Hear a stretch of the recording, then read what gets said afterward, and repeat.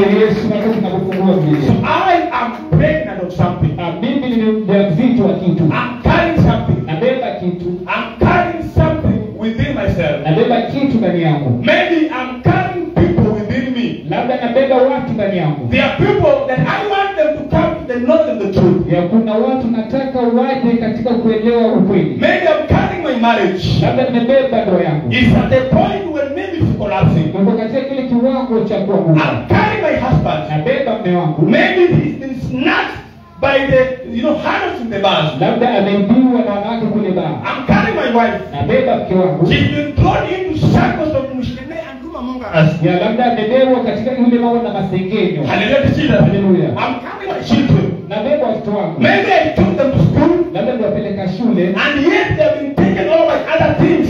Na wamechukuliwa na vitu vingine. And therefore I'm carrying them. Na kwa hivyo nawabeba. I'm pregnant of something. Na kuna ujizo. So I come before the Lord. Nakuja mbele za Mungu. That which is a burden to me. Kile ambacho kuna uzito kwangu. I then put it in a dimension where I see it as something that will break forth in the right way. Na kiweka katika kile kiwango ambacho kinaweza kuvunjika ama kikawa rahisi. Unajua maana kutokea? Na unajua haleluya. Haleluya. Haleluya. Kutokea. Haleluya. Haleluya. Wangapi wanataka kutokea? Kutokea. Haleluya. Haleluya. Haleluya. Kutokea. There is something kuna level unataka kutokea. Haleluya. Haleluya. So you are pregnant and then now you are waiting your time of kutokea.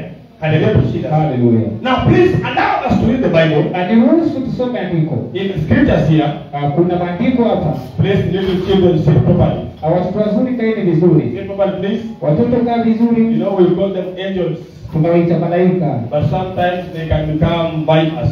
Na wanaweza kuwa vampires. Hallelujah. Vipers. Yeah. Vipers. You need a viper. Nyoka. Hallelujah, Jesus. Hallelujah. Literature and you know they like rhyming. Vipers in diapers. They like rhyming what? Vipers in? Yeah, nyoka kwa diaper. God has done that. Hallelujah. Do you know diapers? Oh, so vipers in diapers. God has done that. Hallelujah. So as much as we call them angels, vile tunavyowaita malaika, sometimes they can become so destructive to us. Yeah, sasa zingine wanaweza kuwa sumbufu kwetu. That's why we should put them under some measures and control. Kwa maana inafaa tuwe katika ile uangalifu. Hallelujah. Hallelujah. So please, if you are sitting next to a child, kama unakaa karibu na mtoto, please here we do not take our children outside. Sikiza, tupeleke watoto wetu nje. We sit with them in the word. Tunakaa na wao katika neno. As we hear the word, tunaposikiza neno, we expect that God is touching them too. Tunajua kwa Mungu anagusa pia. So we sit right with them in the word. Tunakaa na wao katika neno. Hallelujah to Jesus. Hallelujah. Hallelujah. Hallelujah. So in the scripture, katika andiko, I want us to be given the book of 1 John chapter 5. Tusome katika kitabu cha Yohana wa kwanza 5:19. Hallelujah. Hallelujah. We are building something. Tunatengeneza kitu. We are building something. Tunatengeneza kitu. And my brothers who are here with us. Ndugu zangu ambao mko hapa pamoja na sisi. I know one of us began to see some visions. Mmoja wetu alianza kuona maono. That there is a farm somewhere. Kuna shamba mahali. And he was taking care of that farm. Na alikuwa anaangalia ile shamba. And his friends, his family were coming there. Na marafiki zake pamoja na familia zake walikuwa wanakuja hapo. And the one in charge. Na yeye ndiye alikuwa anaangalia. Mwalimu, we are preparing that farm.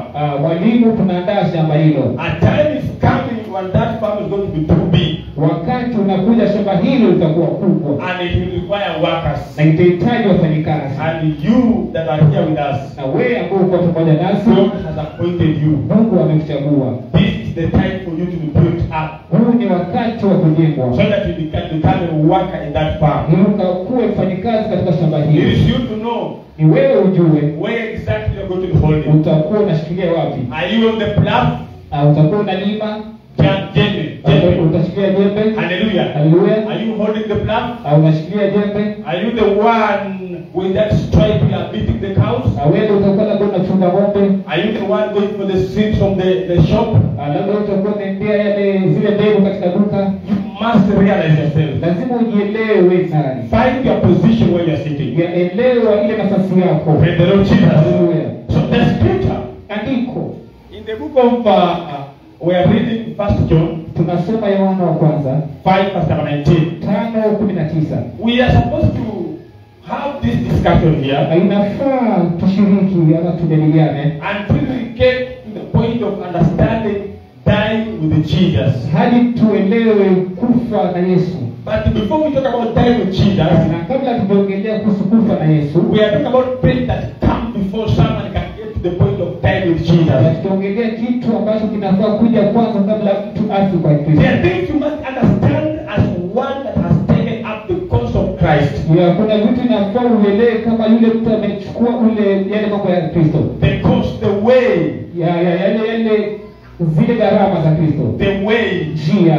of Christ, ya Kristo. the one he followed. Yule ambaye tunafuata. Because before he suffered on the cross of Calvary, Maana kabla hajateseka katika msalaba wa Kalvari, there are certain things that he unwrapped to us, kuna vitu fulani alituonyesha so that we may be able to see, ili tukapate kuona, so that those that follow him must understand those things, ili wale wanaofuata wakapate kuelewa vitu hivi, and then they may live by those things. na wakapate kuishi katika vitu hivi. Hallelujah to Jesus. Haleluya. Get me clearly. Alipate vizuri. Please, I beg and I call for your attention with me here. Yanataka unisikize katika makini. Hallelujah. Haleluya. Please lay this verse to this side. Ya, kaa ukiwa unaniangalia. Face to this side.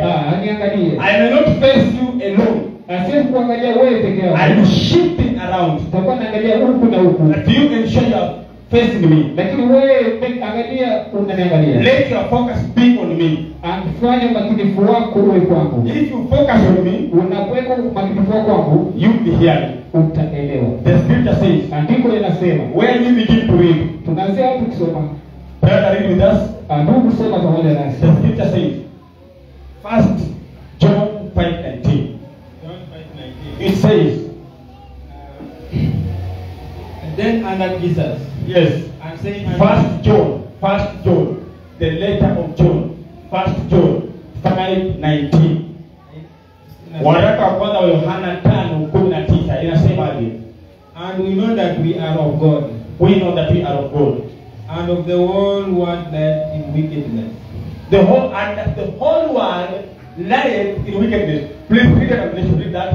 Read that. It says, hey, We know that we are of God, we know that we are of God. and the whole world lies under the sway of the wicked one. Lies under the. Sway of the wicked one. Please read louder. Soma pamoja.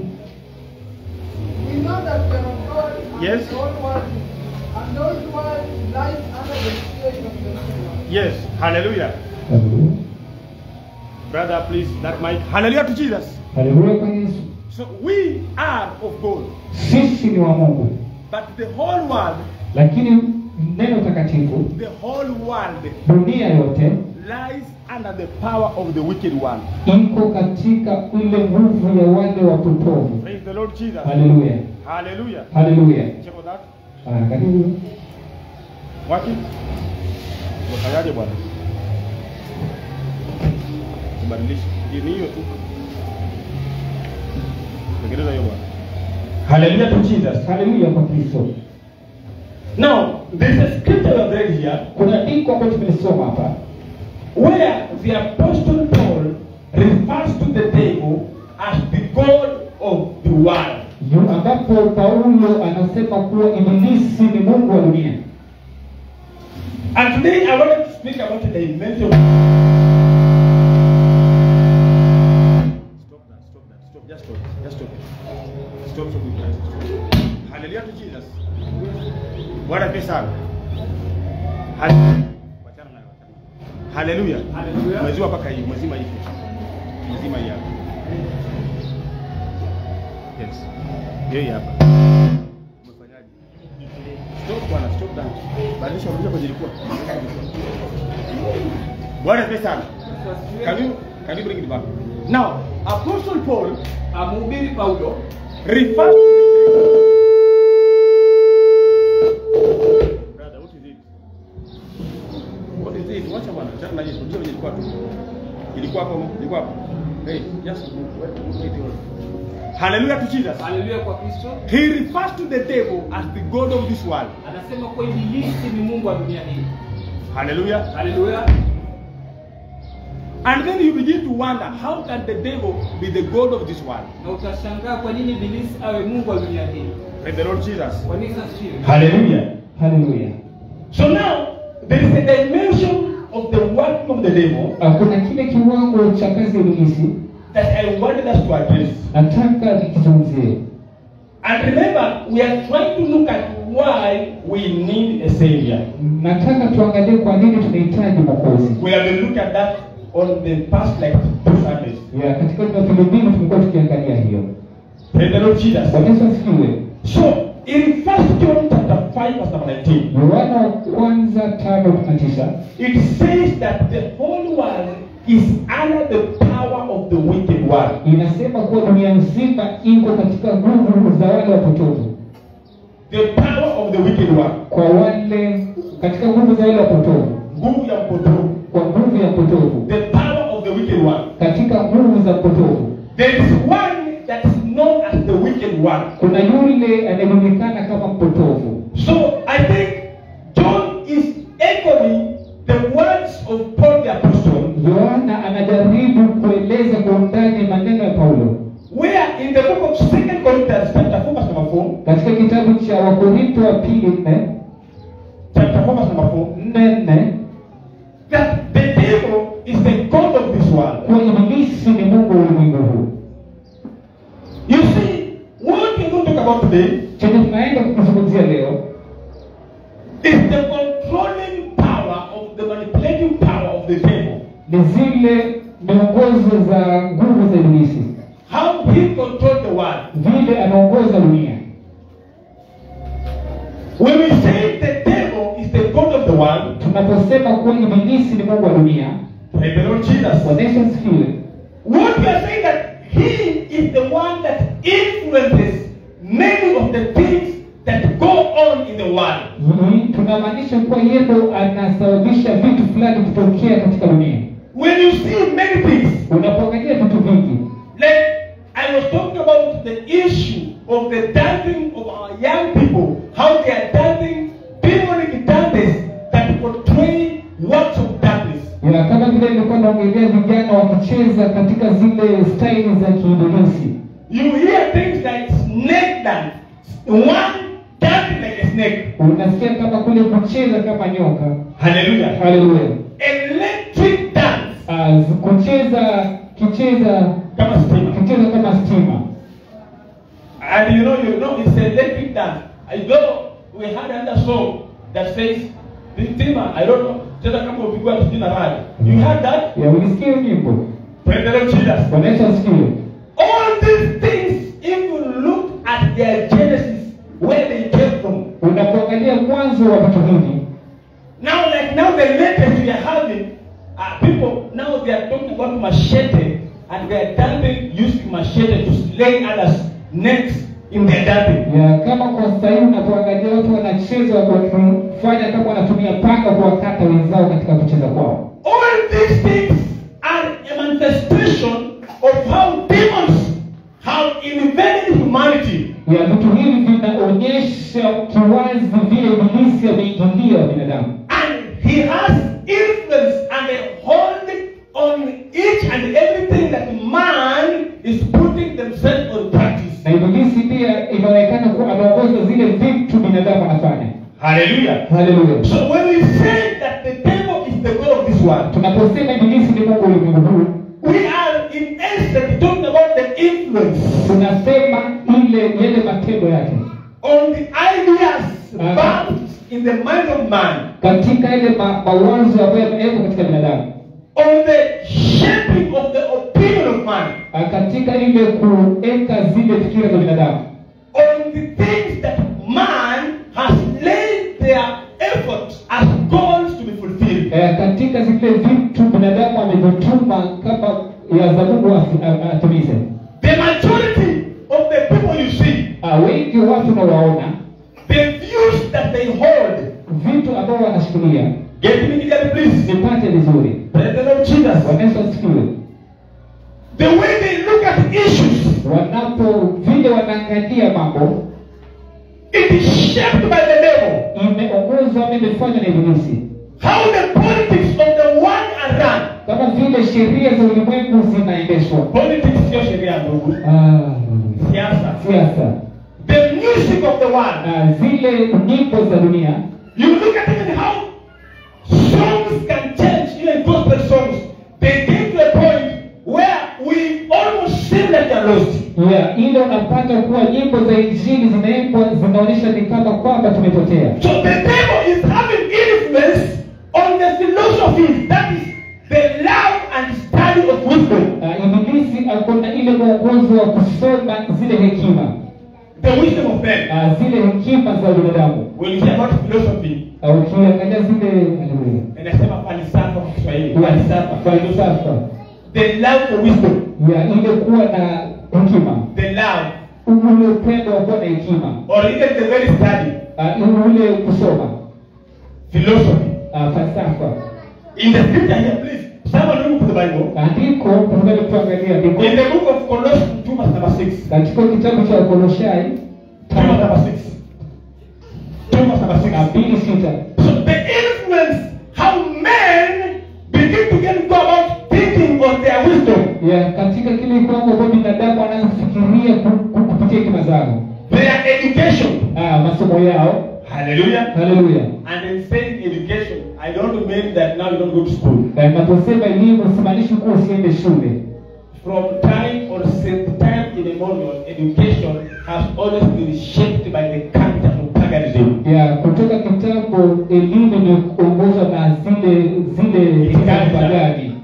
itikadi za kipagani. And nowhere in the genesis of humanity up to where we are has God told us do not go to school. Na hakuna mahali ambapo Mungu ametuambia tusiende shule. In fact, people like Daniel, the scripture says that they went to school under the Babylonians and they learned their culture. Hata watu kama vile Danieli walienda shule za Babilonia na wakasoma itikadi zao. What they only could not do is to practice the practice of paganism that were contrary to what God had laid for them. Kile ambacho kufanya ni kufanya zile mambo za kipagani ambazo zikufurahisha Mungu. So the education of man, katika elimu ya dunia, the commerce, trade, biashara.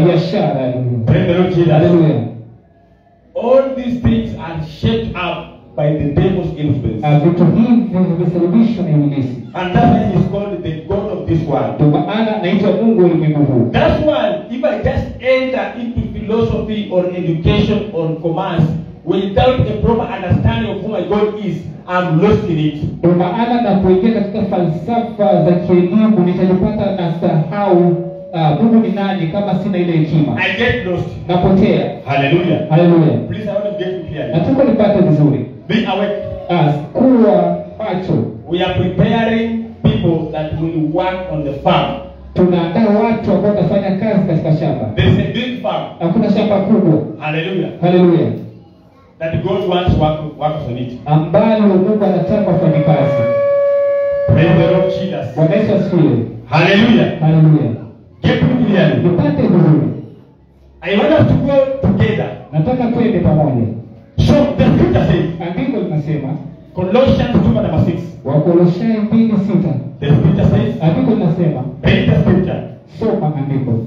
It says, hey, as you have therefore received Christ Jesus, yes, the Lord, so you walk in Him. Walk in Him. 7. Rooted and built up in Him. Read on. And established in the faith. Yes. As you have been taught. Read on. Abounding therein with the thanksgiving. Read. Be aware lest any man spoil you through philosophy and vain deceit. Now, did you hear that? Philosophies and vain, empty deceits. Welcome to Hallelujah. Philosophies and empty deceits.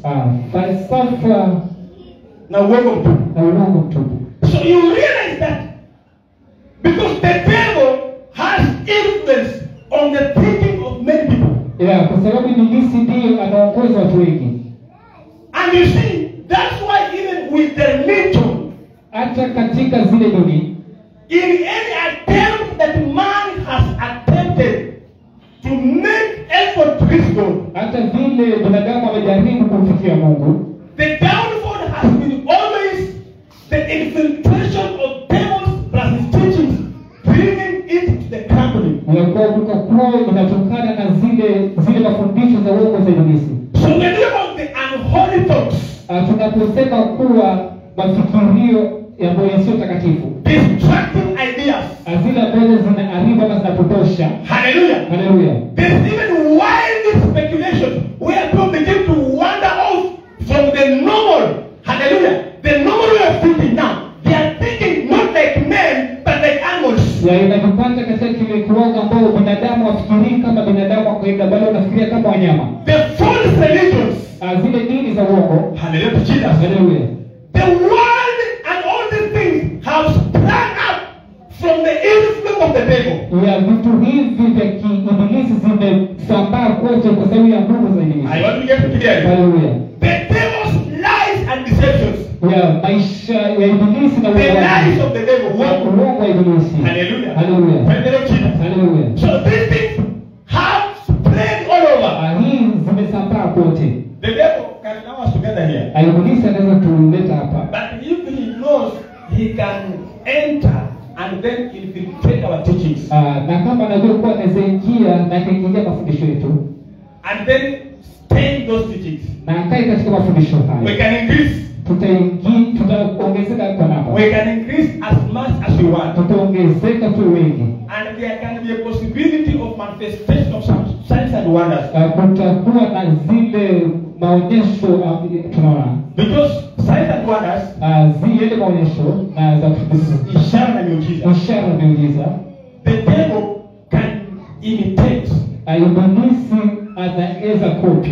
Yes, the true presence of God, there shall be signs and wonders. Uwepo wa ukweli wa Mungu utakuwa na ishara na maajabu. But the question is, where are those signs and wonders leading you to? Lakini swali ni ishara hizo na mambo ya kiajabu yanakuelekeza wapi? Are they leading you to God or to the devil? Je, zinakuelekeza kwa Mungu ama kwa ibilisi? Are they leading you in a sinful nature, or they're transforming you to become a better person in God? Je, zinakuelekeza wengine katika dhambi ama zinakufanya badilike wewe mtu wa Mungu? Are they making you love the world the more, or they're making you begin to have a personal love for God?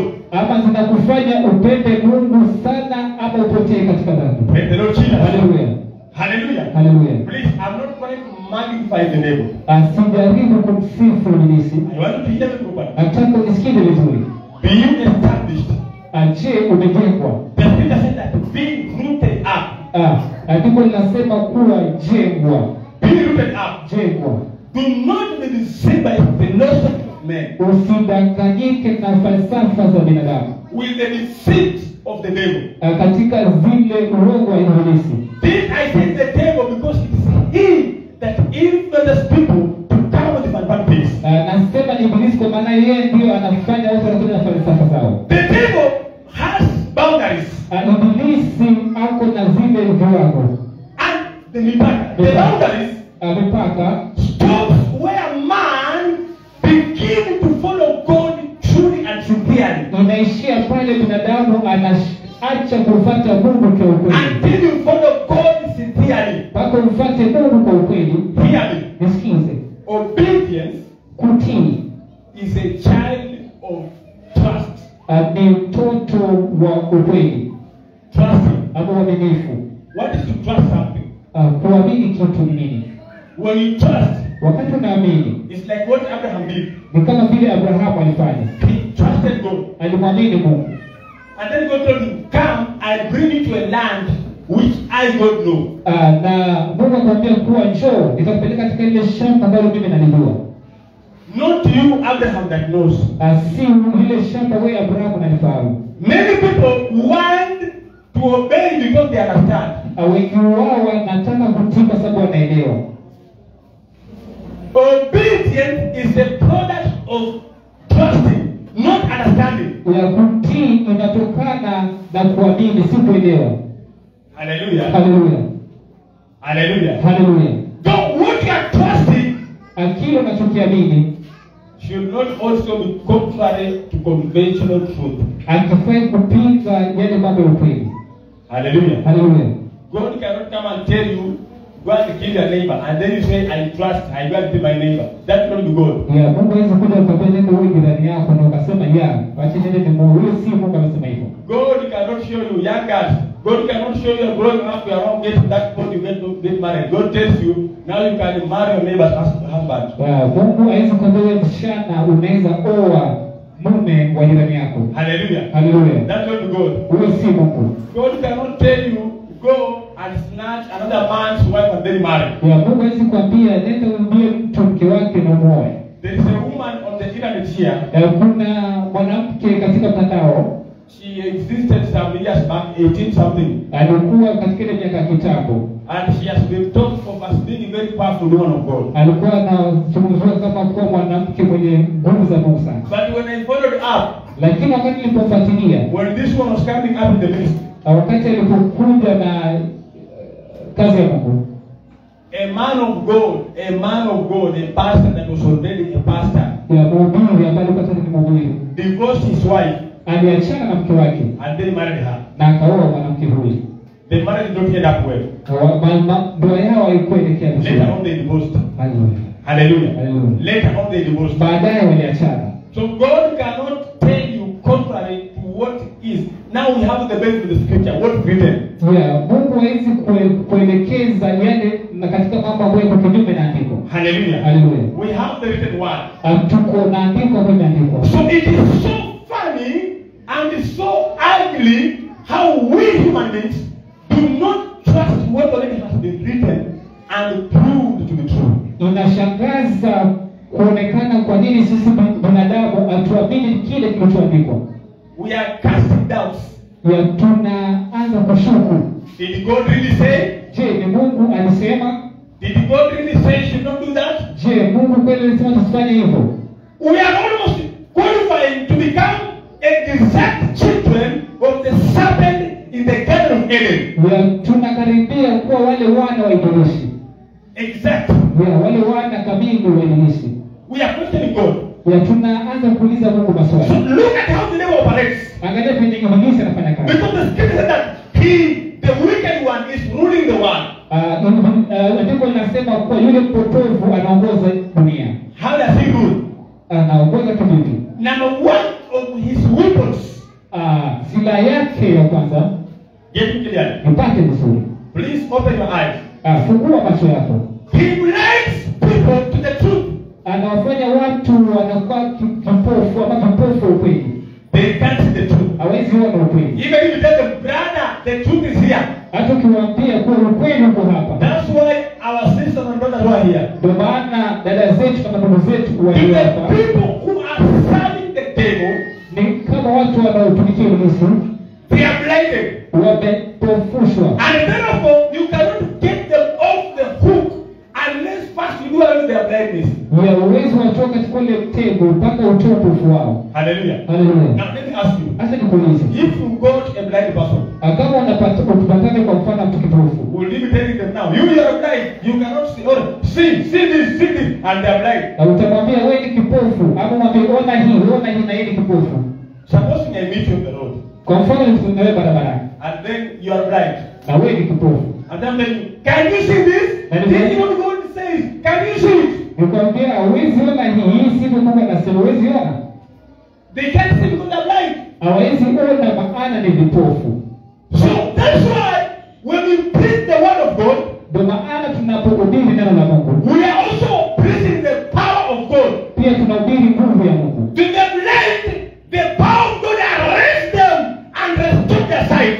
Katika wale vipofu ile nguvu ya Mungu inawaingilia na inawafungua macho.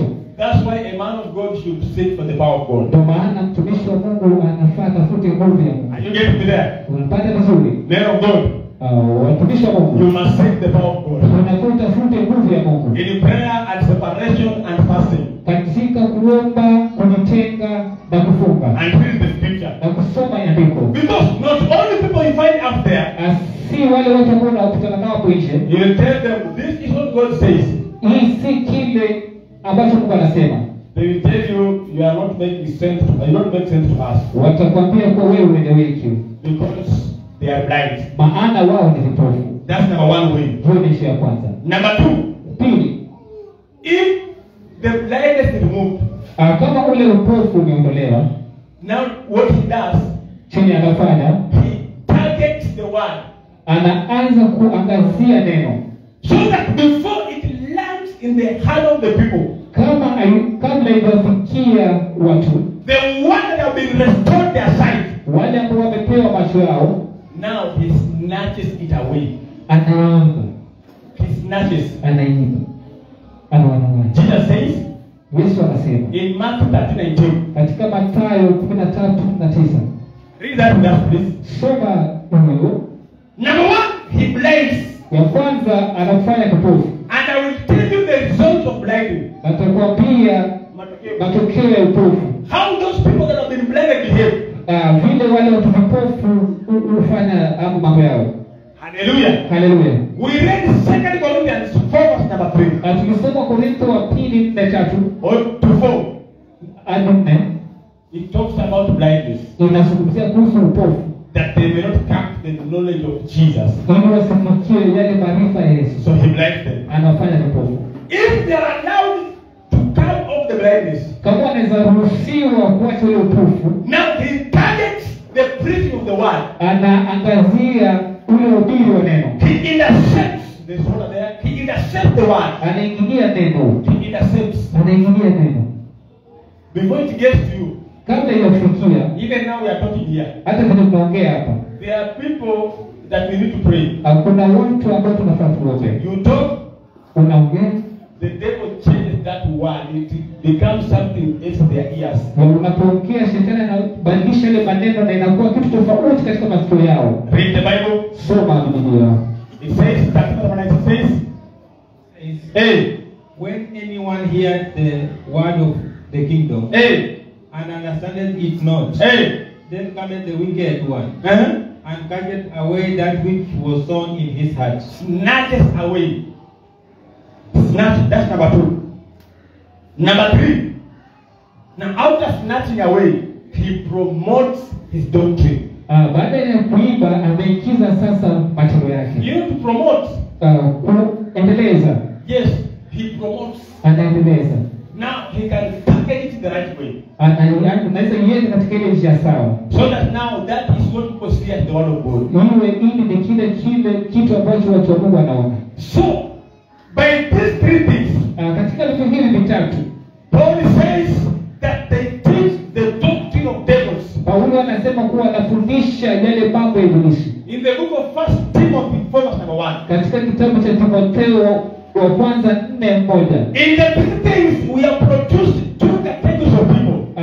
Katika hayo maana tumepata kujua watu wawili. Vikundi vile vya watu. The first category, kundi la kwanza, they reject God's word completely. Wanakataa neno la Mungu kabisa. The second category, Lile kundi la pili, they seem to be walking but under false doctrine. wanaonekana kama wanatembea lakini katika zile dini potofu. The third category, lile grupu la pili, and the one that truly were opened their eyes and they can now lean on the understanding of the true doctrine of God. ni wale ambao walipewa macho yao na wakafuata yale mambo ya ukweli ya Injili. Now when you meet this kind of people, Unapokutana watu hawa, number 1, ya kwanza, the devil takes them to deny that God does not exist. ya ibilisi anafanya waseme kuwa Mungu hayuko.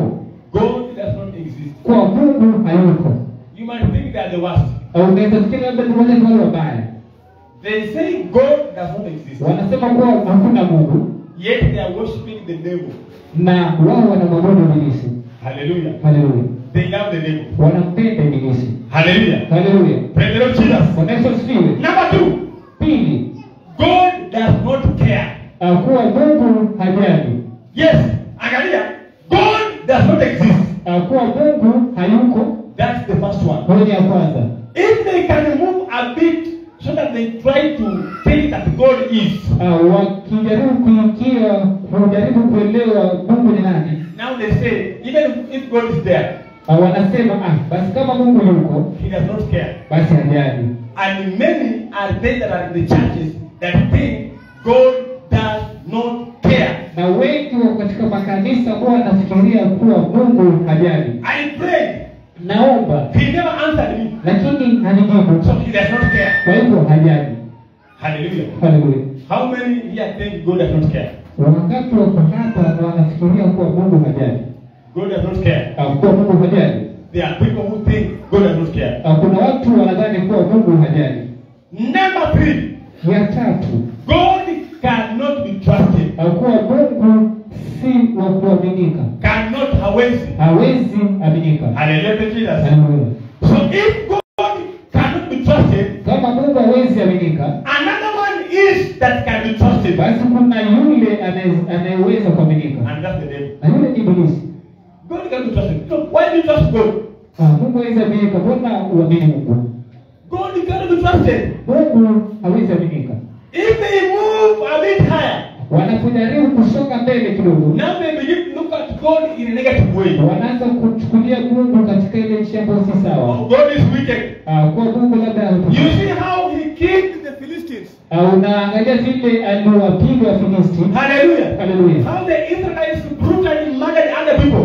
Vile Waisraeli waliua watu wengi vibaya. I even saw another person say, Niliona mtu fulani akisema, how can you say God is loving? unaweza sema vitu kwa Mungu ni mwenye upendo, And then you get somebody na unapata mtu giving a testimony anatoa ushuhuda that I was in a vehicle, public service vehicle, and had 50 people. Nilikuwa katika ile gari la kawaida na ilikuwa na watu 15. And we were involved in an accident. Na tulijipata katika ajali. And I'm the only one that survived. Na ni mimi tu nilipona. Now they say, Na watasema, how can you say God is good? na utasemaje wewe kuwa Mungu ni mzuri? Yet he allowed for 3 people to be killed in blood. Na yeye aliruhusu watu 14 wakufe katika ile ajali. And he alone survived. Na wewe pekee yako upone. And here you are telling us God is good. Na wewe kwa unasema kuwa Mungu ni mzuri. Praise the Lord Jesus. Bwana Yesu asifiwe. And it makes sense to them. Na inaanza kuleta ile kuelewa maana kwao. Haleluya. So they now begin to critique God. They say God, even if he is there, he is evil. Wanaanza kuuliza ama kuingiza maswali kuwa kama Mungu kweli yuko basi yeye ni hivyo. Now, if they ascend a bit, Wanapoingia zaidi, now they are in churches. wako katika makanisa. Now, this last category, Hichi kikundi cha mwisho, a product of the devil's manipulation. ule uzao wa yale mambo ya Ibilisi. Hallelujah. Haleluya. They say this. Wanasema hivi, You can go to heaven utaenda mbinguni if you are just good enough. kama wewe ni mzuri tu. If you are just good, you don't steal. Kama wewe ni mzuri hata wewe You are not dangerous. You are just good. ufanye shirati wewe ni There's mzuri. no need for religion. There's no need for you to be, bastardizing people and patronizing people. Hakuna haja ya dini wewe kubadilisha watu. Telling people people can just be fairly good. Kama vile utakuwa labda mzuri tu. Hallelujah. Hallelujah. I was looking at another documentary on another man. Nilikuwa najaribu kuangalia ile historia ya mtu fulani. He was telling this. Alikuwa anasema hivi. Please hear me. Nisikize. There are people that between bad and good. Kuna wale watu wanajaribu kuweka kati ya mzuri na ile mbaya. He was doing some calculations. Alikuwa anafanya hesabu fulani. He says, Anasema, if you are a man, kama wewe ni mwanaume and you cheat on your wife once in a month, na udanganye mke wako, cheating, haleluya, having side chick, ya uende nje ya ndoa yako, after your marriage, ya uende nje ya ndoa yako once in a month, siku moja katika mwezi, in 12 months, kwa miezi 12, it will be only 12. itakuwa tu mara 12 times. mara 12. 12 out of 366. Mara 12 chini ya 360 It will be like something percent. itakuwa percentage fulani ama asilimia He fulani. says that's A. Hiyo ni A. Hallelujah. Hallelujah. And those that go to school know what A means. Na wale wanaenda shule wanajua A inamaanisha So nini. that means you are past. Inaonyesha wewe umefaulu. Praise the Lord Jesus. Hallelujah. This is how people are balancing up their lives. Hivi ndivyo watu wanajaribu kupanga maisha yao. Even if I can just do a little bit, I'm still okay. Kama naweza fanya kiasi tu basi ni kama niko sawa. So there are certain truths in their life they can't confront. Kuna ukweli fulani katika maisha yao hawezi kupinga nayo. There are certain measurements they cannot stand before like this and pass. Kuna vile viwango fulani hawezi simama na wapite. Do you remember Amos? Unakumbuka Amos? Amos said that I saw the Lord standing by the wall of the altar. Alisema kuwa aliona Mungu amesimama katika ule ukuta. Praise the Lord Jesus. Hallelujah. Hallelujah. Hallelujah. And he was measuring. Alikuwa anapima ule ukuta. Measuring. Anapima. Your life as a believer is always on the measurement. It's being measured. Maisha yako kama mwamini iko katika kile kipimo. So there are areas you may do well. Kuna zile sehemu unazofanya There's vizuri. no problem. Hakuna shida. Dressing, I dress well. Kama kuvaa na vaa vizuri. Tithing, I tithe. Kama ni kutoa mimi natoka sana kwa vizuri. I'm not abusive. Mimi si wa matusi. You know, I'm not alcoholic. Mimi si. Then another measure will come. Kipimo fulani kitakuja. And then you stand there. Na unasimama hapo. Now they tell you you are found below. Na unaambiwa kuwa uko chini wewe. Not because you did not know. Si ya kwamba haukuwa umejua. You knew. Ulijua.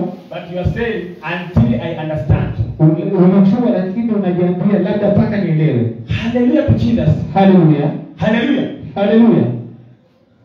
Obedience is not about understanding. Kutii haiji tu kwa kuelewa. It's not about Si kuelewa. kuelewa kwa kuelewa. Obedience is about trusting what God says. Kutii ni kuamini kile Mungu anasema. What is God saying about you? Je, Mungu anasema nini kukuhusu? If you want to understand, Kama uelewi, you will never move with God. huwezi enda na Mungu. The righteous live by faith, not by sight. Watukufu huishi, Wenye haki. wenye haki huishi kwa imani. So faith makes you do what God says. Imani ndio kufanya ufanye kile ambacho Mungu anataka.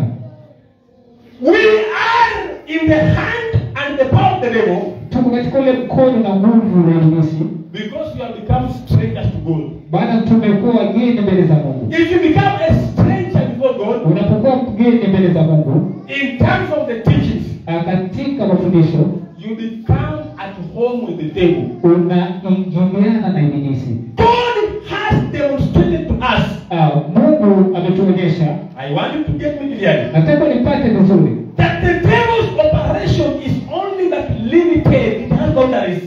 kazi ya ibilisi iko na viwango. You know, we have the wisdom of God, Tuko na ile hekima ya Mungu which is infinite, ambayo haina mwisho, which is, you cannot scrutinize, inscrutable, haiwezi kuwa na mwisho, kuchunguzika. haiwezi chunguzika. If you read the Bible, Unaposoma andiko, Job demonstrates to us that all that the devil does is only by God's permit. Ayubu anatuonyesha kuwa kile ibilisi anafanya ni kimetokana na ruhusa ya Mungu. And the devil has power and a hold on your life based on how much or how much you can allow him. Na ibilisi ako na nguvu juu ya maisha yako kutokana na jinsi wewe mwenyewe unakuruhusu. Ephesians 4:7. Waefeso 4:27. Give no opportunity to the devil. Unapompa ibilisi, Do not give opportunity to the devil. usimpatie ibilisi nafasi. So we give the devil space. Huwa tunapatia ibilisi nafasi. We don't pray. Hatuombi, We don't hold the teaching of God. hatufuatilii yale mafundisho ya Mungu. We don't have to be in the place of fellowship. Hatutaki kuwa katika zile sehemu za kuabudu. Simple instructions. Kufuata zile maelekezo rahisi. Pastor tell the church. Haleluya. Pastor tell the church. Pastor ama mhubiri anaambia kanisa, Please stand up. simameni, Close your eyes. funga macho yako And speak to Jesus. na ongea na Yesu. Tell him I've come. Ambia yeye kuwa nimekuja, Help me. nisaidie. You know, when I instruct you, Wakati nakuelekeza, you are not operating on your own grace on an anointing. haufanyi kazi kwa nguvu zako mwenyewe ama upako wako mwenyewe. Now you are operating in the anointing of the pastor instructing you. Unafanya kazi katika ule upako wa pastor wako ambao anafanya kazi. The power in the words you are saying are as the one that instructed you. Yaani zile nguvu, yale maneno unasema yanatokana na yule anayekuelekeza. Praise the Lord Jesus. Bwana Yesu asifiwe. And I tell you, close your eyes. Na kukwambia funga macho yako. Say, Jesus, Sema Yesu, heal me. nisome. If you go along believing what I said and saying it, Unapoenda kwa kuamini kile ninachosema na useme, because I say according to what's written, maana nasema kutokana na kile kilichoandikwa. I give an utterance of faith. Anakupatia yale maneno ya imani. So I try to coerce you into another level where you may not be. Nataka ili nikuweke katika kile kiwango ambacho wewe hungeweza kuwa. So we realize that the devil's operation, Tunaelewa kwa ibilisi ama kazi ya ibilisi, he operates within the boundaries set by God. anafanya kazi katika ile mipaka ambayo imewekwa na Mungu. The limits are clearly set in the book of Job chapter 1, chapter 2. God says, Yes. it's clear. The devil comes, please. And this shows you how the devil is powerless. Unaposimama na Mungu, the devil becomes powerless. ibilisi anakosa nguvu. The devil begins to complain. Ibilisi anaanza kulalamika. God, Mungu, if not for the fire you have set around the life of Job, kama si ule moto ambao umemzingira if not for the love you have for him, kama si ule upendo ulionao juu yake, please, you have the power to arrest the devil and put him in his flesh. uko na ile nguvu ya kumuondoa ibilisi. The devil that is torturing you in your family, in your marriage, Ibilisi ambaye anakutesa wewe katika familia yako na ndoa yako, torturing your children, akutesa mtoto wako, you can reduce him into a complainant before God. unaweza mfanya afike kile kiwango cha kulalamika mbele za Mungu. He tries to penetrate. Anajaribu labda kuipenya, He cannot penetrate. lakini hawezi penya. He tries to steal your children. Anajaribu kuiba wala mtoto wako, He cannot. lakini hawezi. He tries to bring sickness. Anajaribu kuleta magonjwa, He cannot. lakini hawezi. He tries to steal your husband. Anajaribu kukuibia mume wako, He cannot. lakini hawezi. You can reduce the devil into a mere complainant. Unaweza mfanya ibilisi awe mtu wa kulalamika. Job's story tells us that. Ayubu, ameni story ya Ayubu inatuambia hivyo. The Lord Jesus. Bwana Yesu asifiwe. Now, many people walk around with demonic control over their lives. Watu wengi wanatembea na mambo ya ibilisi na fikra za ibilisi ndani yao. The devil controlling them. Ibilisi anaongoza. There are many ways to tell someone's home is invaded by the devil. Kuna njia nyingi za kuonyesha kuwa nyumba ya mtu fulani imeingiliwa na ibilisi. There are many ways. Kuna njia nyingi sana. There are homes where sicknesses, come, this one leaves, the other enters. Kuna nyumba nyingi ambazo gonjwa hili linaingia, lingine linafuata. Are you getting me? Unapata? The home becomes a home for sicknesses. Nyumba ile inakuwa nyumba ya magonjwa. This one comes and leaves. Hili linaingia, hili linatoka. And they say, I'm just being tested. Wanasema kuwa najaribiwa tu. You are not being tested. Haujaribiwi. It's a sign of demon presence.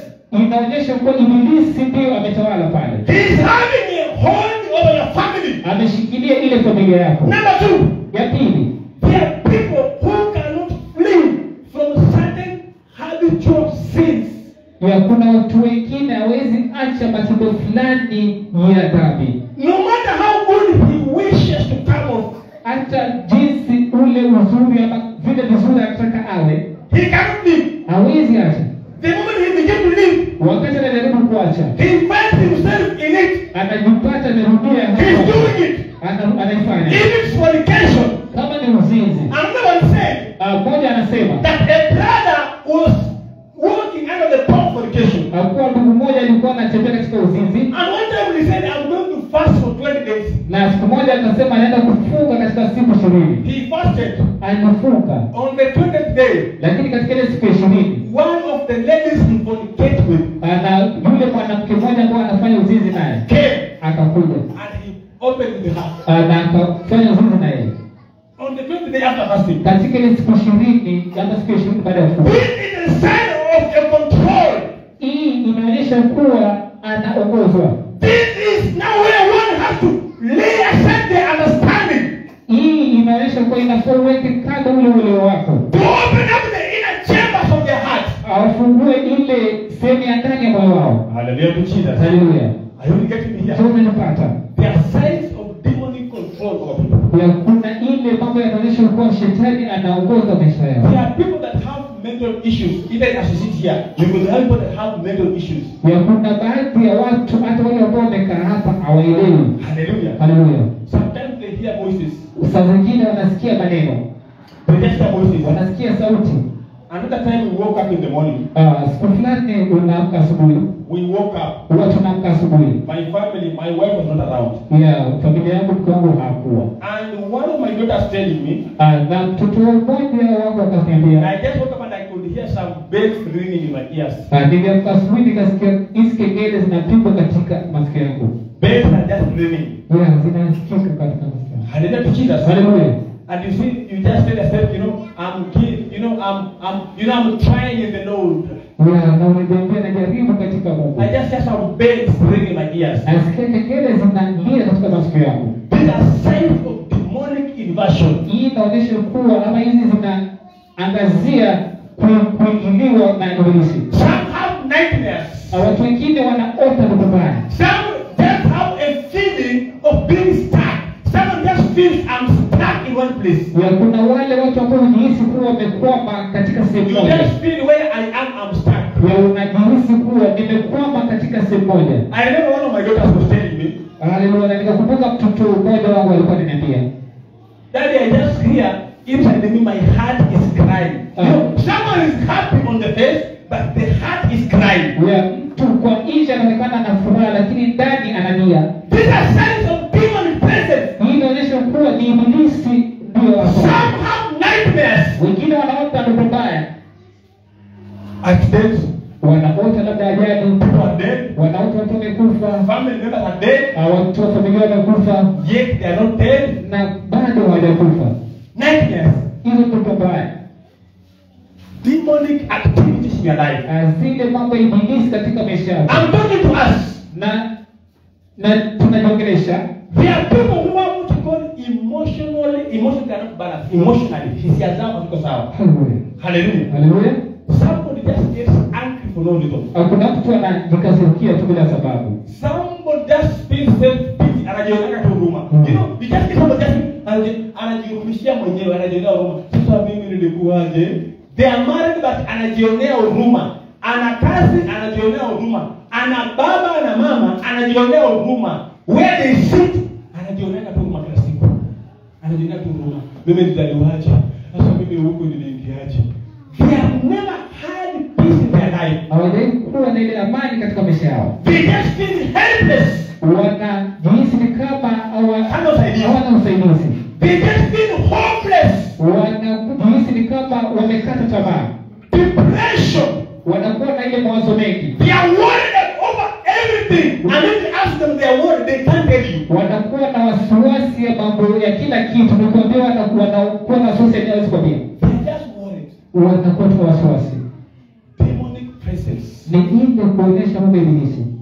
Some of the people, their lives are just chaotic and conflicted. Ya kuna baadhi ya watu maisha yao ni ya kuchanganyikiwa. Conflict. Ni kuchanganyikiwa. You can't find them settled. Uwezi watoto wametulia. It's like they are always running. Wako tu katika mbio kila wakati. Final one. Aya mwisho. Pray the Lord Jesus. Bwana Yesu asifiwe. They are always not called financial crisis. Haleluya. No matter how much they earn. Ya kuna zile shida za kifedha. Sometimes I tell my wife, Wakati mwingine wako na mke wake. whether you have 200, Kama uko na shilingi 200, you have 100, uko na 100, you got 50. au uko na 50, It's enough. inatosha tu. Don't believe that you don't have money. Useme au usiamini kuwa una pesa. The devil is looking for ways to manipulate your understanding.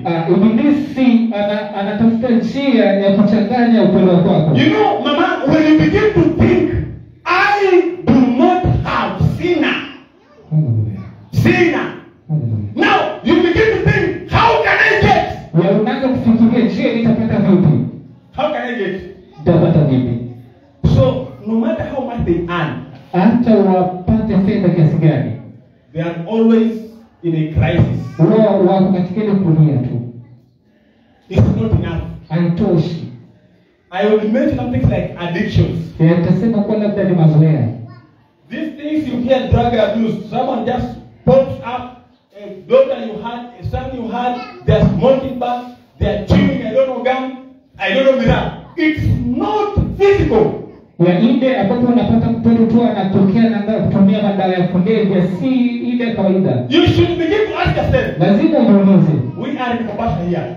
Tuko Mombasa hapa. If you go to a country, some things like Mirror, people just hear them on TV. They have never seen them physically. Na ukienda kama kule bara mambo na miraa, watu hawajui. Now you that come from Bara, Lakini wewe ni unatoka bara. we are also blessed with people that come from within Mombasa here. Ya tumebarikiwa na watu ambao wanatoka hapa Mombasa. Your child just wakes up, they begin to chew Mirror, they begin to you're wondering where they got this habit from. Ya unashangaa mtoto wako anaanza kutumia miraa, unashangaa ni kopi wapi. There is something foreign that permeated your family. Ya inamaanisha kuna kitu kimeingilia ama kimependa katika familia yako. Have you had someone that lived so well? Au sio kwa kuna mtu anaishi vizuri. Then all of a sudden they are going to a muganga. Na kwa ghafla wanaenda kwa mganga. And you think it's just physical. Na unafikiri labda ni kawaida. These are signs of demonic control life of people. Na hii inaonyesha kuwa ni ibilisi ndio anaongoza maisha ya watu. Hallelujah to Jesus. Haleluya. The devil is controlling the world. Ibilisi anaongoza ulimwengu. Not the whole world. Si dunia nzima. But a majority of the people conventionally, the things I've talked about, Ya wengi wa watu katika vile vitu tumesema. even there are people who told them mirror is not a good thing. They will say, where does this come from? Look at this civilized baboon. Go away from here. Ya kuna watu kwambia kwa miraa si kitu nzuri, watakushangaa sema wewe unatoka wapi? Wewe ni nyani hapa. I remember one time I had a friend of mine. Ya kuna wakati mmoja nilikuwa na rafiki yangu. We were going to the same school, Tulikuwa tunasoma shule moja. college level. Ile shule cha chuo kikuu So tuseme. one December, Mwezi wa 12. I knew this guy as a praise and worship member in their church. Nilikuwa nimemwacha kama yule mtu anayefanya kazi katika ile pale mbele A katika big church. kanisa kubwa. Now, at that time, I happened to be working and he was just a student. Huo wakati nilipata nilikuwa nafanya kazi lakini alikuwa ni So he mwanafunzi. approached me Alinifuata. and he told me, please, Pastor, Akanifuata akaniambia, "Pastor, help me some 1,500. nikopeshe shilingi 1,500." And then I asked him, why do you want 1,500? Mbona wataka 1,000? He told me, don't you know it's Christmas? Uliokuwa ni Christmas. We are going to enjoy Mama Ngina. Tunaenda kule kwa Mangina kuenjoy. Take some wine and alcohol. Tuchukue pombe pale. And I said, what? Nikashangaa nikamwambia, I thought you are a Christian and you are saved. nilifikiria umeokoka. He told me Akaniambia something that surprised me. kitu ambacho kilinishtua. Are you uncivilized to the level of taking the lies that you are told by your pastor in the Bible? Akaniambia, kwani wewe ni mshamba unazungumzia vitu ambavyo viko katika Biblia? Then I asked him, Na nikamuuliza, so biblical teachings are lies, kwa hivyo ile mafundisho ya Biblia ni uongo. and you are a praise and worship member. Na wewe ni yule mtu ambao unafanya kazi katika mbele za Yet here you are now giving me sermons on how I should be taking wine like you. na watu wananiambia nianze kuchukua ama kunywa pombe kama wewe. That's how we parted ways. Hapo ndivyo tulitengana. We could, because you know there are people you cannot change. Kuna watu wezi wabadilisha. A person that says they are saved, Yule mtu ambaye anasema kuwa ameokoka and yet they are blatantly calling the Bible teaching as a lie. na wanaita ile mafundisho ya Biblia kama uongo. So they are the ones deceiving themselves. Ni wale ambao wanajidanganya wenyewe. You know, there are people who live in imaginations. Kuna wale watu wanaishi tu kwa kufikiria. Like what Mwalimu said here. Kama vile mwalimu alikuwa anasema hapa. I found one say, Nilisikia mwingine anasema, what if the devil is God and go to the devil? anasema kwa ama ni utakuwaje kama ibilisi ni Mungu na Mungu ni ibilisi. Hallelujah. Hallelujah. Then you're wondering. Je, afu nashangaa. Another one told me a close friend. Rafiki yangu mmoja aliniambia, Now you are pretending that you are holding teaching of the Bible. wewe unajifanya labda unafuata au unashikilia mafundisho ya What Biblia. if we come to heaven Utakuwaje kama utakuja kule mbinguni and God says, I've forgiven all of you. The devil's the one bad. na Mungu aseme kuwa nimesamehe kila mtu, ibilisi ndio alikuwa mbaya. So the suffering of Jesus on the cross, Kuteseka kwa Yesu katika msalaba to go in vain. haiwezi enda bure. It can't go in vain. Haiwezi enda bure.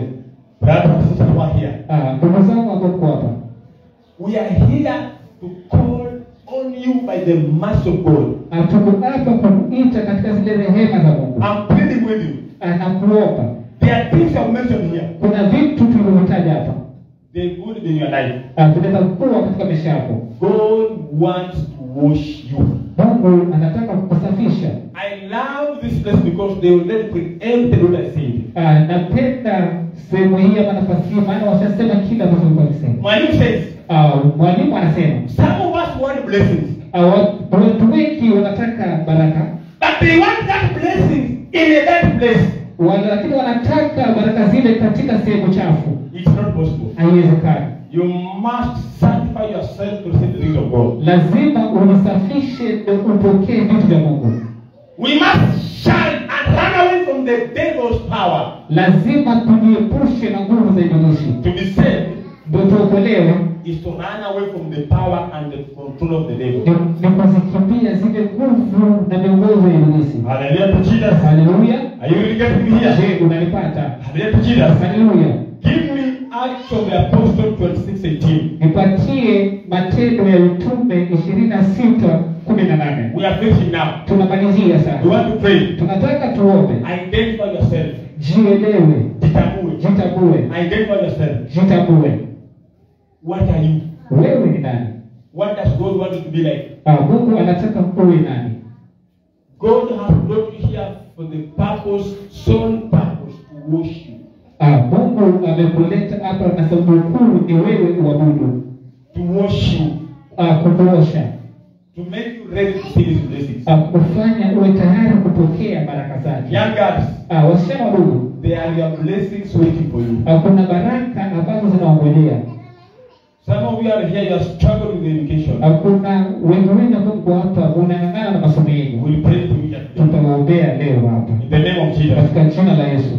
You try as much as you can, but the results are never coming. Unajaribu na ng'ang'ana lakini majibu hayakuji. The results Matokeo are never coming. hayakuji. They are always bad. Huwa ni mabaya. I realized this in deliverance. Aligundua hii katika ule ukombozi. There are children whose education is stolen already. Kuna baadhi ya watoto ambayo yale masomo yao yalishaibwa. The devil is strategic. Ibilisi kuna ile misiki, Mipango. ile mipango. If he knows your education will help you tomorrow, Kama anajua kuwa elimu yako itakusaidia kesho, he ensures he paralyzes it today anahakikisha kuwa anaiua leo so that it dies. ili mkapate kufa. Yours is never dying. Yako haifi. It's never dying. Haifi. Hallelujah. Haleluya. If he knows your job will help you, Kama anafahamu kuwa kazi yako itakusaidia, he kills it. anaiua. Yours is never dying. Kazi yako haitakufa.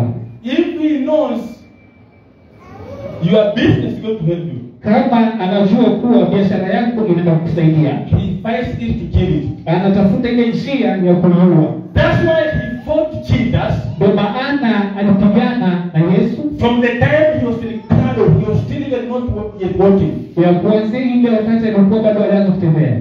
He even wanted to wipe him off the face of the earth. Alitaka hadi alifikia kile kiwango cha kutaka kumuua kabisa. The description in the book of Revelation, Maelezo katika kitabu cha Maonyesho Ufunuo, cha Ufunuo it talks about a woman. inazungumzia kuhusu mwanamke. A woman carrying a baby. Mwanamke anabeba mtoto katika tumbo lake, Ready to deliver. tayari kuzaa. Hallelujah. Haleluya. The baby is in the womb. Mtoto yuko katika ile tumbo. This explains how many miscarriages are proclaimed by the devil. Hii inaonyesha ile kutoa watoto ile na Ibilisi. Already he knows what you are carrying has a destiny. Maana anafahamu Ibilisi, anafahamu kwa kile unachokibeba kiko, He blacks it off. anaitoa. The scripture says, Andiko linasema 26:18. 26:18 It says, inasema, put it, read please. To open their eyes To open their eyes, and to turn them from darkness to turn them from darkness to light, to light, and from the power of Satan and from the power of Satan, from the power of today, unto God. and to God. Close the Bible. funga Biblia. This is why we are here. Hii ndio sababu tuko hapa. There is darkness Kuna ile giza and the power of Satan. na ile nguvu ya Ibilisi. Those are two different things. Hizo ni vitu tofauti. You can turn from darkness, Unaweza toka kutoka katika giza, but still under the power of Satan. lakini bado uwe katika nguvu za Ibilisi. That's why you find yourself going back to the very things you ran away from. Ndio maana unapata unarudi katika zile vitu ulivyoviacha. Only one thing can do away with the power of Satan. Ni kitu kimoja tu kinaweza shinda nguvu za Ibilisi. Power versus power. Nguvu dhidi ya nguvu. The power of God. Ile nguvu ya Mungu. Hallelujah. Haleluya. And that you cannot redeem yourself. Hiyo nayo huwezi kukomboa mwenyewe. You cannot. Huwezi. That's why we are gathered here. Ndio maana tumekusanyika hapa. Begin to look at your life. Anza kuangalia maisha yako. I was talking about the woman in the book of Revelation 12. Nilikuwa naongelea kuhusu mwanamke katika kitabu cha Revelation. Ufunuo. Ufunuo 12. The woman was carrying something in her womb. Mwanamke yule alikuwa amebeba kitu katika tumbo lake. Just like many of you are carrying things in the wombs of your life. Kama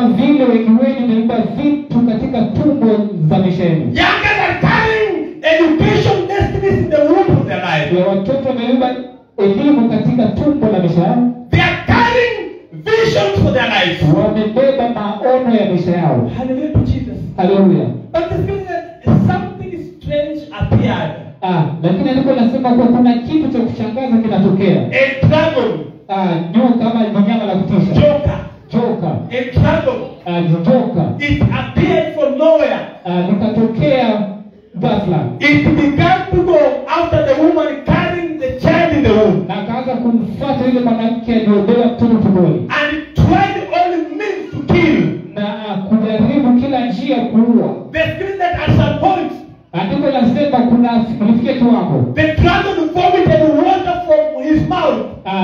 Yule joka alitapika maji kutoka kwa kinywa chake. Then the woman had been thrown by the flood. Ili mwanamke yule azame. But because it was the plan of God. Lakini kwa sababu ilikuwa ni mpango ya Mungu. A plane had been secured in the desert for the woman.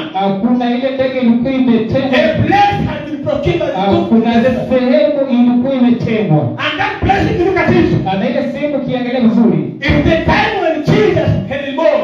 Ni sawa na ule wakati Yesu alikuwa amezaliwa. And Herod now wanted to kill Jesus. Na Herode alikuwa anataka kumuua Yesu. And he ordered for the killing of all the children. Na alitangazwa kuuliwa kwa watoto wote. And the scripture says, na ndipo nasema that the angel came to Joseph. Lakini malaika alikuja kwa Joseph. And told Joseph, na kwambia Joseph, now flee and go to Egypt with the baby Jesus. Atoroka na mtoto wako uende Egypt. I'll secure a place in the house of Pharaoh to live there. Nimetenga nafasi katika nyumba ya Farao ishi hapo. Go and live in the land of the Egyptians. Nenda uishi katika shamba la wana Even today I came to this place. Hata leo tumekuja mahali hapa. In the word of God is the hiding place for you. Katika neno la Mungu ni sehemu yako. It's the place for you to hide. Ni ile sehemu ambayo wewe utajificha. Where the devil has no access. Mahali unaruhusiwa kufikia. In the word of God. Katika neno la Mungu. If you can trust God. Kama unaweza kuamini Mungu. For what he did through the word. Katika kile alichokifanya kutoka kwa neno. The scripture says. Andiko linasema. It is neno, sio maneno. Neno. The scripture says. Andiko linasema. And the word became flesh. Akuwa neno lilikuwa nyama. It enabled the God, the spirit to partake in the flesh like the sons partake the flesh. Ukamwezesha Mungu ambaye ni roho kufanya kazi katika ule mwili. That he may destroy the work of the devil. Ili akapate kuharibu kazi ya ibilisi. Today the scripture says. Andiko leo linasema. As many as believe in him. Kama wengi wanaomwamini. They were meant to become the sons of God. Walifanywa kuwa wana wa Mungu. No son of God can be defeated by the devil. Watoto wa Mungu hawezi kushindwa na ibilisi. When one appeared in the name of the Son of God. Kama yule ambaye atakuwa miongoni mwa wana wa Mungu. The scripture says. Andiko linasema. That the devil stood before him. Kwa ibilisi alisimama mbele yake. He tried to assault him physically. Alijaribu kupigana na yeye kiwazi. It was never possible. Lakini haikuwezekana. When he now prepared. Wakati alijiandaa. To try to manipulate his thinking. Kufanya kujaribu kubadilisha mawazo yake. To change his loyalty and arrogance from God to nothing else. Ya kubadilisha ule uaminifu wake kutoka kwa Mungu kwa kingine. The scripture says. Andiko linasema. That he overcame him. Kuwa alimshinda. And that's when the scripture then says. Kwa maana andiko linasema. That the whole world lies in corruption. Kwa dunia yote imeegemea usherati. Corruption. Usherati ni uharibifu. Uharibifu. The corruption look about here. Uharibifu ambao tunazungumzia. It's the control the devil has over the people. Ni ule uongozi ambao shetani ako nao kwa watu. Where people are walking under sin without minding anything. Wakati watu wanaongea bila kuwa wanatembea katika bila kujali. Hallelujah. Hallelujah. But the scripture says. Lakini andiko linasema. That the world is awaiting for the manifestation of the Son of God. Kwa dunia inasubiria kuonekana kwa Bwana wa Mungu. The manifestation of the sons of God. Kuonekana kwa wana wa Mungu. Udhihirisho. Udhihirisho. You came here that you may be manifested. Unakuja hapa ili ukapate kudhihirika. In power. Katika nguvu. In power. Katika nguvu. Hallelujah. Hallelujah. You did not come here to live and go hide. Ukuja hapa kuja na utoke tu. We got hide. Wewe utoke wewe ujifiche. No. Hapana. Hallelujah. Hallelujah. If you are hiding from your enemy. Kama unajificha kwa adui yako. You will never meet Jesus. Huwezi kukutana na Yesu. He told the apostles. Aliwaambia wale wahubiri. What I tell you in the secret chambers. Kile nilichowaambia katika zile sehemu za siri. Go over the roofs of the houses. Nenda katika zile paa za nyumba. Declare the whole world. Tangazia dunia nzima. Even today we are here. Hata leo tuko hapa. Hallelujah. Hallelujah. God has given us the ruling over the works of darkness. Mungu ametupatia nguvu ya kuongoza kuongoza mambo ya giza. Hebrews chapter 2 verse 14. Waibrania 2:14 That he partook in the flesh, kuwa anashiriki katika mwili that he may destroy the works of the devil. ili akapate kuharibu kazi za ibilisi. Even today, Hata leo look at your life. angalia maisha yako. What thing exists in your life Ni kitu gani kiko katika maisha yako that's causing you tears, ambacho kinakufanya unalia, that's rendering you in a state of confusion? ambayo inakufanya unachanganyikiwa? The solution is here in Jesus. Ile jawabu liko katika Kristo. It is in Jesus. Iko katika Kristo. Today someone will mount faith and arise Leo mtu atasimama in faith katika imani and declare, na aseme, devil, ibilisi, I have nothing to do with you. sina kitu ambacho naweza fanya na wewe. I have nothing to do under your power. Hakuna kitu naweza fanya katika nguvu zako. I walk in the power of God. Natembea katika nguvu za Mungu. Hallelujah to Jesus. Haleluya. I walk in the power of God. Natembea katika nguvu za Mungu. I overcome every habit of the devil. Nashinda kila tabia za ibilisi. Every powers that rules me, Kila nguvu zinazoniongoza I overcome them now. nazishinda In leo the mighty name of Jesus. katika jina la Yesu. Hallelujah. Haleluya. So we gather here Tumekusanyika hapa in the place where we are cooked in God's word. katika ile sehemu ambayo tunapikika katika neno la Bwana. Please allow yourself.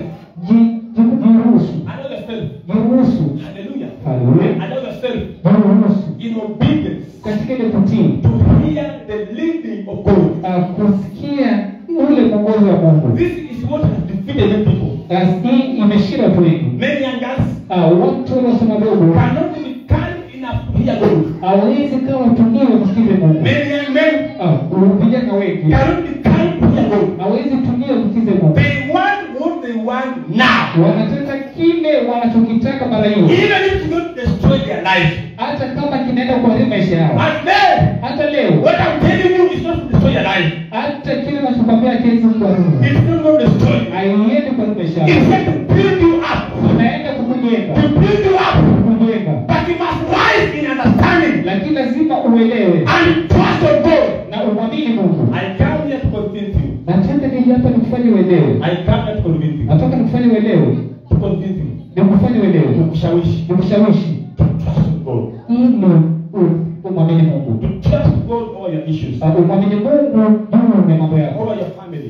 Juu ya familia yako. Over your job. Juu ya kazi Over yako. your business. Kwa biashara yako. Over your children. Juu ya watoto wako. Over your parents. Kwa wazazi wako. Trust God. Umwamini Mungu. Dearly.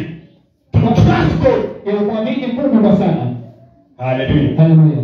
We want to pray. Tunataka tuombe. God is faithful. Mungu ni mwaminifu. God is faithful. Mungu ni mwaminifu. We want to pray. Tunataka tuombe. What thing is ailing you? What vision are you carrying? Ni maono gani umebeba? Look at your life. Angalia maisha yako. Where could you be looking at when you are saying it is not as you want it to be? Jinsi gani unaweza angalia na useme haijakuwa jinsi unataka uwe? Maybe it's your health. Labda ni afya yako. That's not as you want it to be. Haiko jinsi wewe ulitaka. Everything is made perfect in Jesus. Vitu vyote vinawekwa sawa katika Kristo. Everything. Kila kitu. Maybe it's your marriage. Labda ni ndoa yako. You look at, you think you had another one. Unaiangalia na unasema labda ningekuwa na mwingine. God can mend it now. Mungu anaweza kufanya sawa sahihi. It's your family. Je, ni familia yako? That there is shadows. Ambayo Broken down. labda inaharibika. Everything has been deteriorated. It's bad. Vitu vimeharibika ni mbaya. Jesus, Yesu, the Prince of Peace, yule mfalme wa amani. He is here with us. Yuko hapa na sisi. He is here with us. Yuko hapa na sisi. The great physician that can take care of your health. Anatengeneza ile nafasi ama lile jambo linaweza kufanya ama If your health is falling apart, kama afya yako inaharibika. oh, the great physician is here. Yule daktari wa kweli yuko hapa. Wonderful counselor is here for the family that have no peace. Yule mshauri wa kweli ako hapa pamoja na sisi. He is here with us. Yuko hapa pamoja nasi. It's you to lay your life on him. Ni wewe umpe maisha yako. The advocate for our life is here. Yule mwongozo wa maisha yetu yuko hapa na sisi. Advocate. Haleluya. Hallelujah. Haleluya. He is here with us. Yuko pamoja na sisi hapa. He is here with us. Ako hapa na sisi. He is looking at what is in your heart. Anaangalia kile kilichoko katika moyo wako. When you lift your voice before him, unapoinua sauti mbele zake, what shall you tell him? Je, utamwambia nini? Will your wisdom be an roadblock or an obstacle? Je, hekima zako ama fikira zako zitakuwa kizuizi? Or can you lay hold on him and say, it's you that I want? Je, ama utamshikilia na kumwambia ni wewe tu ndio nataka? It's you that I want. Ni wewe tu ndio nataka.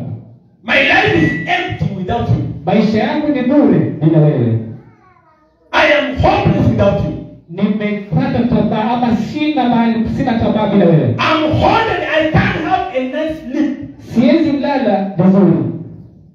I need something that can transform my life drastically. Nataka mtu ambaye atabadilisha maisha yangu kabisa. That is Jesus. Huyo ni Yesu. The one I'm preaching to you. Yule ambaye namhubiri kwenu. Arise on your feet. Simama katika miguu yako. Brother David, I want him the keyboard. Ndugu David, nenda katika keyboard. We want to pray. Nataka tuombe. Even if that is watching us. Hata wewe unayetazama. We want to pray together. Tunataka tuombe pamoja. Over any issue. Juu ya kitu chochote. If you can lay your trust on Jesus. Kama unaweza weka imani yako mbele ya Kristo. And hold on him. Na umshikilie yeye tu. And say, Jesus. Useme Kristo. My life is falling apart. Maisha yangu yanasambaratika. I need you, my Savior. Na kuhitaji wewe Mwokozi wangu. My Savior. Mwokozi wangu. I need you to go and advocate my issues. Nataka uende unielezee mambo yangu. The things I cannot say. Vitu ambavyo siwezi kusema. You do them for me, God. Wewe enda unisemee Yesu. Arise on your feet in the name of Jesus. Mama katika miguu yako katika jina la Yesu. We want to pray. Nataka tuombe. But before I pray for you, lakini kabla sijakuombea, I want you to open your mouth. Nataka ufungue Your mind. Akili zako. And tell Jesus. Na umwambie Kristo. Let your blood wash me, I'm a sinner. Acha damu yako ikapate kutakasa maana mimi ni dhambi. Your blood. Damu yako. On the blood of Jesus. Katika ile damu ya Kristo. That it may wash. Ili ikapate kunitakasa. Damu ya Yesu ndio mwangike ni wash. The blood of Jesus. Damu ya Yesu. Your life needs a cleansing. Maisha yako inamaanisha ule kusafishwa. It needs a cleansing. Unahitaji kusafishwa By the blood of Jesus. Kwa damu ya Yesu. Damu ya Yesu. Damu ya Yesu. Damu ya Yesu. Usafisha kabisa. Damu ya Yesu. Damu ya Yesu. Damu ya Yesu. Usafisha kabisa. Sema damu ya Yesu. Fumba macho yako. Damu ya Yesu.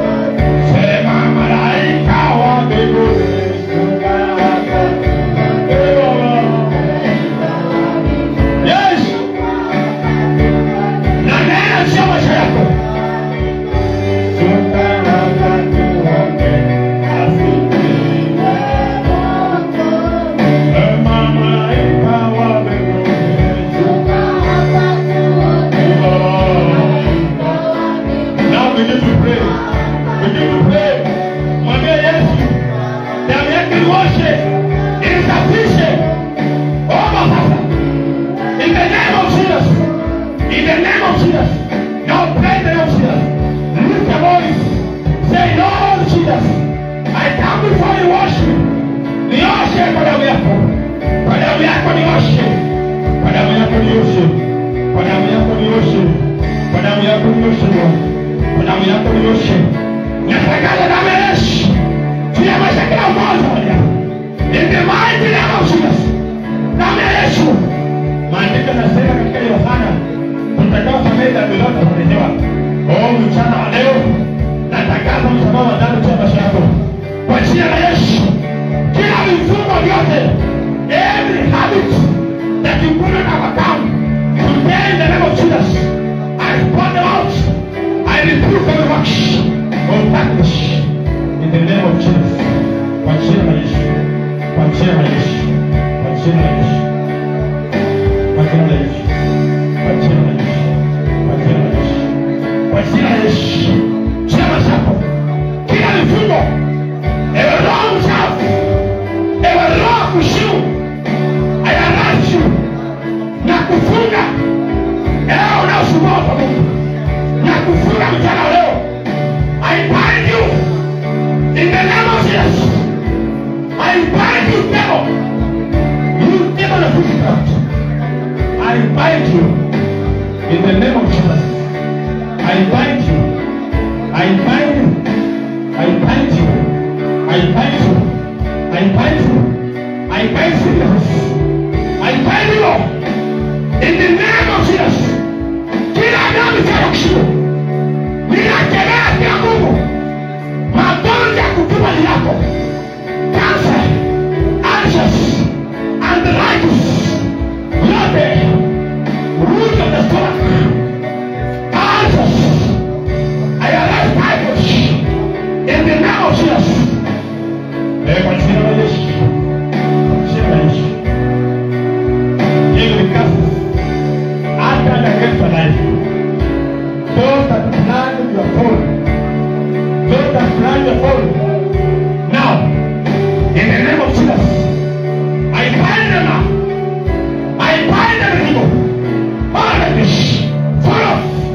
Fall off. Fall off. Fall off. In the name of Jesus, I declare arrest and push.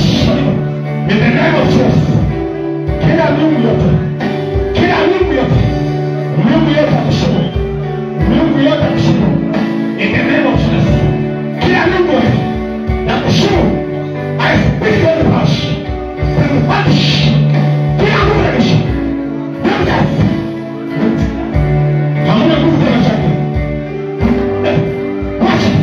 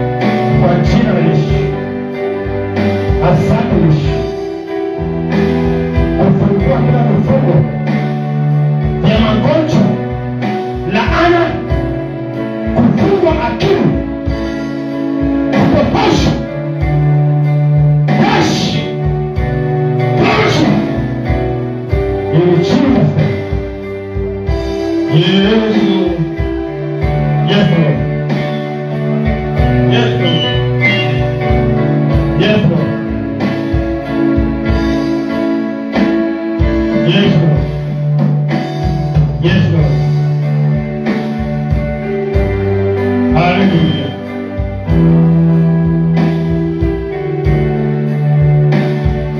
Damu ya Yesu ni ya dhamana, ni ya dhamana. Oh, damu ya Yesu inakomboa, inakomboa. Sema inakomboa.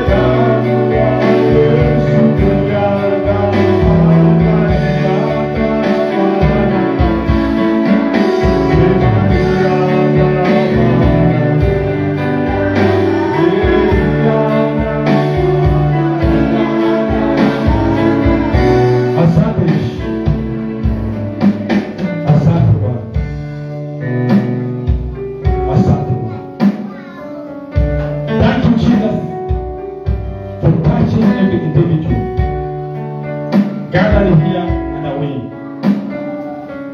In the name of Jesus, we are praying. Amen.